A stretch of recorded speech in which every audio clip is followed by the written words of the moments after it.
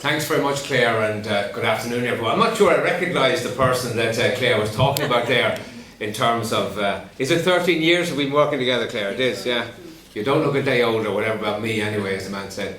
I suppose, look, to a certain extent there's only a few things I want to say. One is to yourselves, on behalf of our President, Claire Mahan, who just can't be here today, and the entire Executive Council, we want to thank each and every one of you for coming to our first conference today. We appreciate everyone's very busy and so on, and we need to learn from each other and from yourselves as to how the organisation can develop our policies and be more forthright and more outgoing about the issues that you want to discuss today. Can I also echo Claire's comments about the distinguished panel of speakers we have? I think we really have some high quality people who can really inform us all and give their perspective. I was saying to Michael there before in the thing that I understand the Parliament has a slight pressing debate coming up next week about how to spend €1 trillion over the next 7 years. All I'd say to Michael, we could do it a few bob in this country, and if you can spare it and so on and so forth, we'd be grateful. But in fairness, Michael, thanks a million for coming and for finding the time. I don't think Marion is here just yet and so on, but to all of you, I'd say, even in Marion's absence, she's a great friend of the INMO and a great advocate and a great ally and a great contact for us. So I just wanted to acknowledge that and so on. Can I also just thank the subcommittee that Claire talked about. I think it is because of that hard-working small group of people, and anything worthwhile only gets done when you bring together a small group of hard-working people. It's never big committees or big parliaments with respect, Michael. It's the small groups of determined people. So thanks to Claire and James and David and Martin and Mary and so on for really making today happen, really bringing it to our attention, making it happen and so on, and thanks very much indeed. I'll get around to the succeeding speaker after myself, Mr. Buttimer, in a moment, but I was minded to say that when Claire referred to the 10-minute tea break, it struck me that the organisation is balloting today, or we're counting the ballots today on the Haddington Road proposals, and many of you may know what they are about and so on and so forth. And it would be timely to remind a member of the Oireachtas all right about rosters and about timekeeping and about reductions in the volume of working hours, not increasing them, but that's for another day, and so on and so forth. But what we're striving for, and I could be smart when I say this, what we're striving for in the INMO is the working week of most TDs, and in terms of their Dublin commitment, which will do us. So the next time I hear the Minister talk about how dare nurses have a 3-day week, I will say back to him with great alacrity, how dare TDs have a 3-day week in Dublin, and so on and so forth. But that's for another day.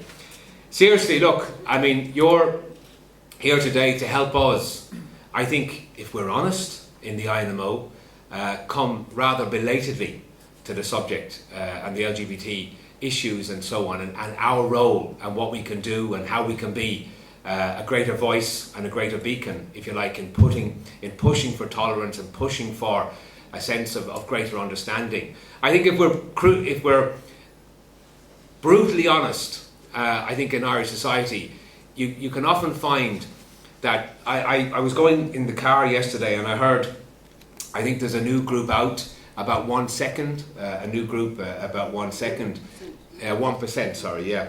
And it's saying that Irish people are one of the most generous people in the world. Even when we're broke, we find a way to find something to give to those in other countries and so on. I sometimes think we're not as generous at home, we're not as tolerant at home, and so on and so forth. And I think we've got a lot of learning to do in the INMO about how we can advocate for greater tolerance. And I see greater experts than myself with research saying that one of the fears that people have is coming out and disclosing. They feel it's better to stay hidden and so on and so forth. And you know, the stress and the strain that causes, how it affects one's whole life and it affects how one integrates in society and how one integrates in the workplace. They're things that we can't leave untouched. Life is tough enough in trying to survive the day in, day out and so on, without having innermost fears and, if you like, secret fears and a secret sense of isolation and so on and so forth. And it's my sincere hope that the work we're beginning to do today will make me more knowledgeable, and I'd be the first to put my hand up to make me more knowledgeable of what the INMO can do with our position, with our visibility, with our infrastructure, to get out that message, to encourage our members who want to come out to feel comfortable and to have equality and to enjoy a sense of peace and a sense of belonging and so on within the workplace, regardless of what positions they hold and what dispositions they have. I think that is absolutely critical, and we've got a huge amount of learning. And our fellow trade unions, some of them are ahead of us in this and some are probably trying to catch up. But I think the purpose of the committee we have in the executive is to bring us to the fore on that.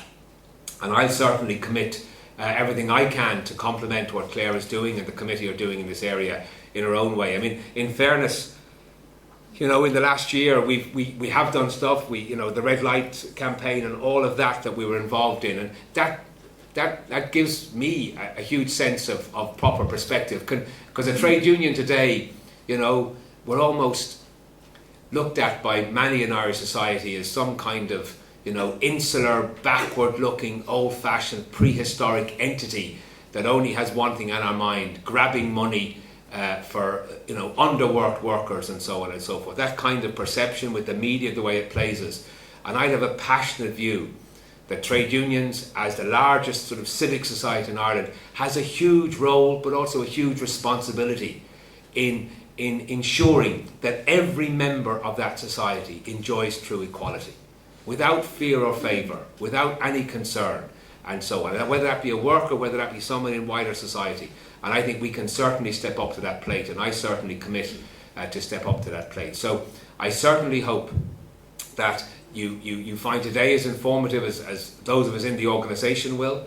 I thank again those who are coming and to give of their knowledge.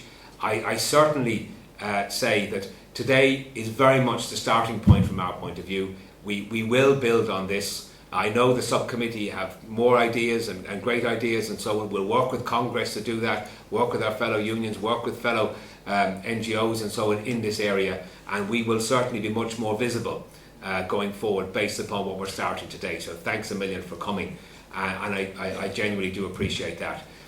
It's my job now, because I know he's a little bit of a time constraint, to hand over to Mr. Buttermore from Cork. It's not his fault he's from Cork. I mean, it really, what can one do? You know what I mean? Like, you weren't. I'm from Kilkenny, you see, so I enjoy talking to Cork men and women at this time, and so on and so forth, and we can talk about hurling all we like. He's our neighbour in Cork. We have a new office in Cork, and his office, ours is posher than his, by the way, but his office is over the road, and he's invited in for tea at any time and so on, and his brother, in his capacity as Lord Mayor, kindly opened our office in Cork last November. And can I just say on a very personal note, but I hope meant with integrity, can you please wish the good brother every good wish and so on and so forth for all the challenges he's facing at the moment. He was a really good Lord Mayor, a really good man on the day, and we're right behind him in the challenges he's facing at the moment in terms of other things as well.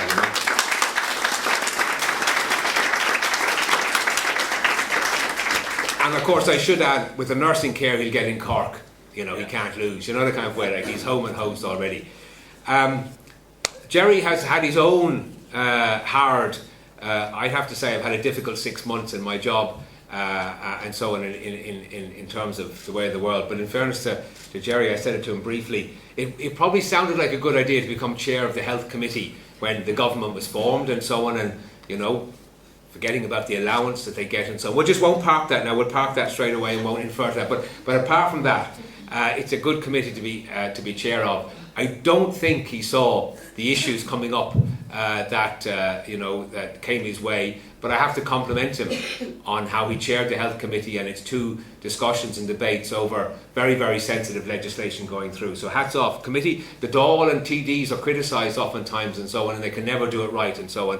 But I do think the health committee, under Jerry's chairmanship, handled that as very well and as well as anyone could, and was accommodating. I know you can't please all the people all the time, but hats off, Jerry, to how you did that, and well done and so on. And I know it's a choice for everyone, but I think in terms of having an open debate, the health committee did well.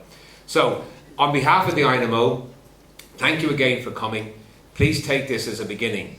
And now I would certainly invite Jerry Buttermore, TD, chair of the health committee and so on, who's a good friend of the INMO as well as being a neighbour, despite the differences we have and so on. But we always keep talking to Jerry and so on. So can I now invite him to address this first conference? Thank you very much.